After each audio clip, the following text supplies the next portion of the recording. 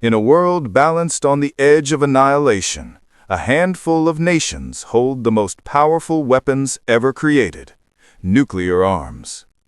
Weapons that can level cities in seconds, turn victories into ash, and ensure that even the mightiest nations think twice before pressing the button.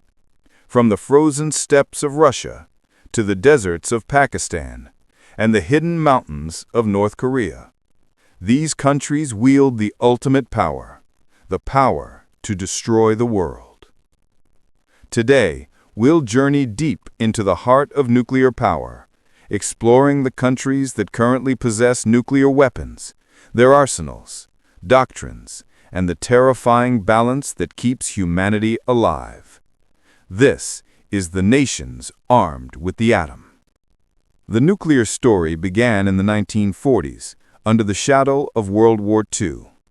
As the Allies raced against Nazi Germany to harness atomic energy, one project changed history forever: the Manhattan Project. In 1945, the United States detonated the first atomic bomb in New Mexico's desert, a blinding light that marked the dawn of a new era. Just weeks later, Hiroshima and Nagasaki became the first and only cities destroyed by nuclear fire. The message was clear: whoever controlled the atom controlled the future. And that message ignited the greatest arms race in human history. The United States, the nation that unleashed nuclear energy as a weapon, remains one of the world's foremost nuclear powers. Its nuclear arsenal is vast, diverse, and constantly modernized. As of 2025, the U.S. possesses around 5,000 nuclear warheads, with roughly 1,700 deployed on land-based missiles, submarines, and aircraft. The American nuclear triad, a combination of intercontinental ballistic missiles, ICBMs, submarine-launched ballistic missiles, SLBMs, and strategic bombers, ensures second strike capability, meaning America can retaliate even after a surprise attack. The Minuteman III ICBM, stationed in underground silos across the Midwest, has been the cornerstone of America's land-based deterrent for decades. Beneath the oceans, Ohio-class submarines carry Trident II D5 missiles, each armed with multiple nuclear warheads. These stealthy giants ensure the enemy can never truly eliminate America's retaliatory power. And in the skies, the B-52 Stratus Fortress and B-2 Spirit bombers, soon joined by the B-21 Raider, represent the airborne leg of the triad. The U.S. nuclear doctrine rests on deterrence, not destruction. Its mission: to make sure no adversary believes they can win a nuclear war. If the United States forged the bomb, Russia perfected it. Emerging from the Soviet Union's ashes, modern Russia inherited the largest nuclear stockpile on Earth, over 5,900 warheads in total. The Kremlin strategy revolves around maintaining parity with the U.S. Its RS-24 Yars and RS-28 Sarmat ICBMs represent some of the most advanced missiles ever built, capable of carrying multiple independently targetable re-entry vehicles, or MIRVs. And then there's Avangard, a hypersonic glide vehicle that can travel at over Mach 20, maneuvering through the atmosphere to evade missile defenses. Russia also boasts the deadly Poseidon nuclear torpedo, designed to create radioactive tsunamis capable of wiping out coastal cities. To Moscow, nuclear weapons are more than deterrence. They are a political and military equalizer. They ensure that even if Russia faces conventional inferiority, no enemy can strike without risking total annihilation. Across the Atlantic, the United Kingdom maintains one of the world's most discreet but powerful nuclear arsenals. The UK possesses around 225 nuclear warheads, all carried aboard 4 Vanguard-class submarines operating out of Scotland. Each submarine carries Trident II D5 missiles, supplied by the United States but armed with British warheads. At any moment, at least one of these submarines is on patrol, its location unknown, its mission clear. Deterrence. This system, known as Continuous At-Sea Deterrence, or CASD, ensures the UK always has a retaliatory capability, even if its homeland is attacked. Despite reducing its arsenal over the years, London reaffirmed its nuclear commitment amid global instability, announcing plans for the new Dreadnought-class submarines in the 2030s. France, independent, proud, and nuclear. Paris developed its own nuclear force, the Force de Frappe, in the 1960s, to ensure autonomy from NATO and the US. Today, France maintains about 290 warheads, split between submarine-launched missiles and air-launched cruise missiles. The Triomphant-class submarines carry M51 ballistic missiles, while Rafale fighter jets can deliver ASMPA nuclear cruise missiles, fast, precise, and deadly. Unlike others, France emphasizes strict sufficiency, maintaining just enough weapons to guarantee retaliation, not excess destruction.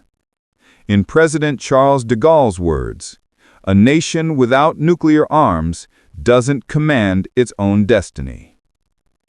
China, the world's most populous nation and a rising superpower, has been rapidly modernizing its nuclear forces. In 2025, estimates suggest China possesses around 500 operational nuclear warheads, with numbers steadily increasing. Beijing's arsenal includes DF-31A ICBMs, capable of striking anywhere in the United States, as well as JL-3 missiles from its Type 094 and 096 SSBNs. For decades, China adhered to a no-first-use policy, pledging never to use nuclear weapons unless attacked first. But with tensions rising over Taiwan and the South China Sea, some analysts question whether that policy still holds. China's modernization aims for a credible minimum deterrent, enough to deter nuclear threats while avoiding the massive stockpiles of the US or Russia. Still, the expansion of its missile silos and mobile launchers signals one thing clearly: the dragon is preparing to breathe fire. In South Asia, the nuclear story takes a different turn. India, driven by regional rivalries and global ambitions, became a nuclear power in 1974, with its first peaceful nuclear explosion. But make no mistake, India's arsenal is anything but peaceful.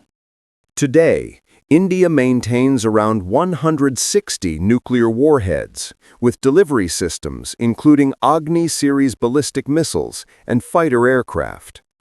Its doctrine is one of credible minimum deterrence and no first use, though that stance is also evolving in response to neighboring threats.